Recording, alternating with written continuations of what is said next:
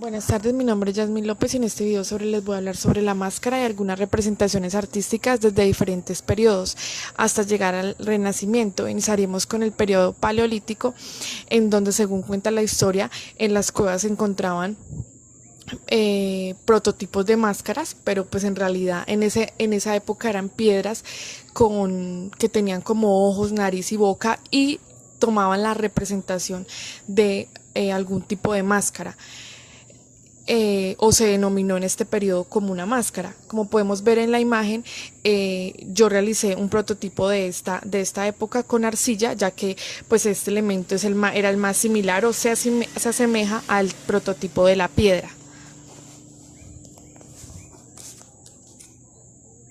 Ahora hablaremos del Mesolítico, 9000 años antes de Cristo. La historia cuenta que hace 11.500 años, en una isla conocida como Starkar, a los grupos que allá habitaban pues eran cazadores de animales como ciervos y alces. En ese momento los diferentes huesos, en este caso el cráneo, quedaba como representación de un prototipo de máscara de esa época. Como podemos ver acá, realicé un dibujo en carboncillo de un cráneo de uno de esos animales que se encontraban en diferentes cuevas y en diferentes partes de esta época. Ahora pasaremos a hablar del Neolítico, data de los 9000 años de antigüedad. En esta época se encontraban máscaras de piedra en Israel. Y yo realicé un prototipo de una máscara humana que ya se encontraba más en esta época, muy sencilla, muy plana, sin muchos detalles.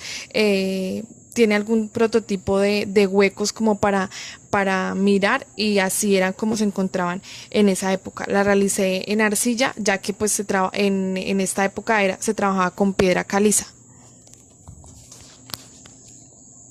Entramos a la Edad Clásica. En Mesopotamia, hace 5000 años, entre los ríos Tigres y Éufrates, se encuentra la huarca, o la conocida como la máscara huarca, en el año 3300 a.C.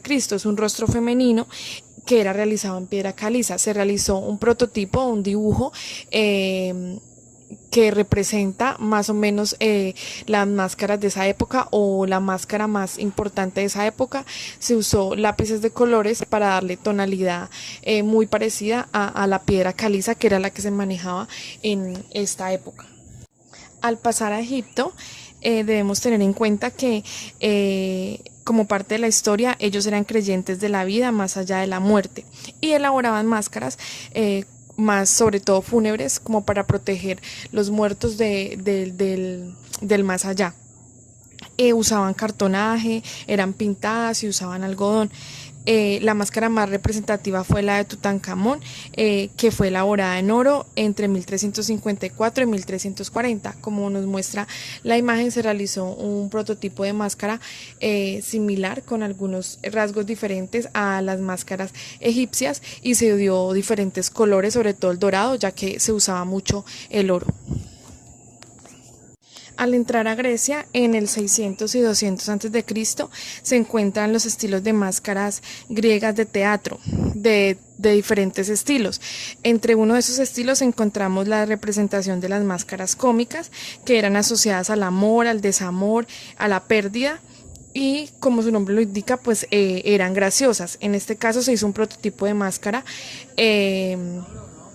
usando carboncillo y papel, para darle vida a una de las máscaras similares a las que se usaban en esta época.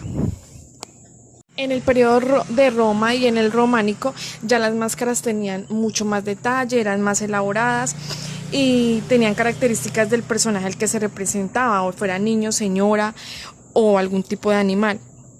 Se usaban también máscaras de tipo militar. Se usaba material como bronce, mármol, máscaras de papel, de cartón, y en este caso se realizan dos máscaras de ese prototipo. Eran máscaras de tragedia, de comedia, y que representaban a los artistas a los que se estaban imitando.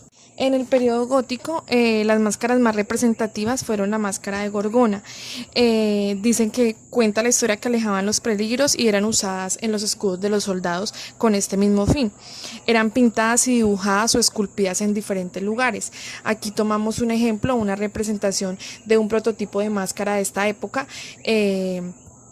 Como la máscara de Gorgona, y se usaban diferentes tonos o era representada de diferentes maneras o con diferentes gestos. En este caso se usó el grafito para darle tonalidades. Además, en esta época también estaba representativa la máscara de pico, alusiva a un tipo de enfermedad que se dio en España, y la realizamos en representación.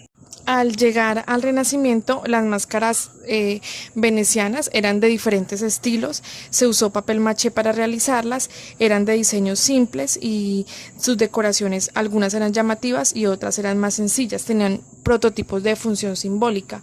Y acá usamos una máscara de esta época que se llama la moreta. Era sencilla, circular, con 2 agujeros, y era usada por las mujeres para ir a los conventos. Se realizó en cartulina negra. Espero les haya gustado este video. Muchas gracias.